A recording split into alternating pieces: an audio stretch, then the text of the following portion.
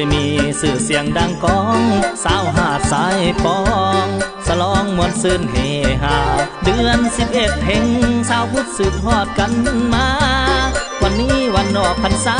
ค่ำคืนมามีไหลเหือไป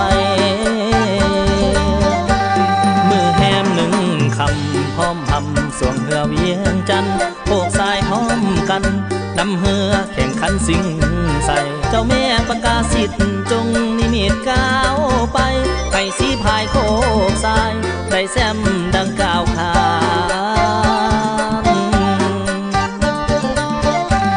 เป็นหนึ่งในนาที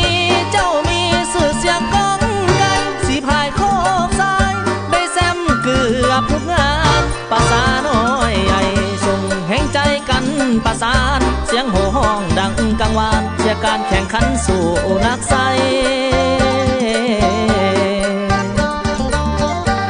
ดวงสนทั้งหลายมากมายแข่งสายทาลาได้มาเห็นกับตาสมคำซาลือไปไกลเจ้าแม่ประกาศสิทธิ์ยังสถิตหัวใจ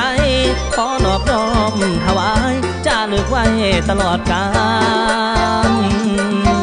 โอ้โอ้โอ้โอ้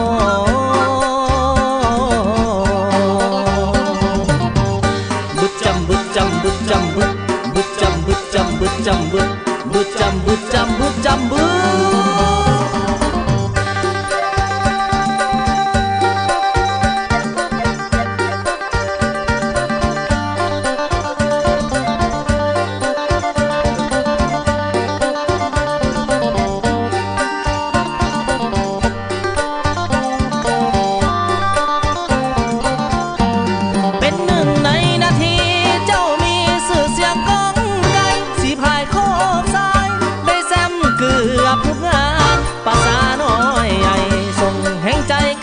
ประสานเสียงโห่ห้องดังกังวานเชียร์การแข่งขันสู่นักไซ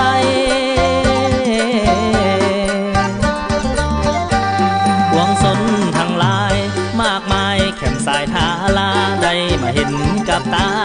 สมคำซาลือไปไกลเจ้าแม่ประกาศสิทธิ์ยังสถิตหัวใจขอนอบน้อมถวายจะเลือกไว้ตลอดกาลโอ้โอ้โอ้โอ้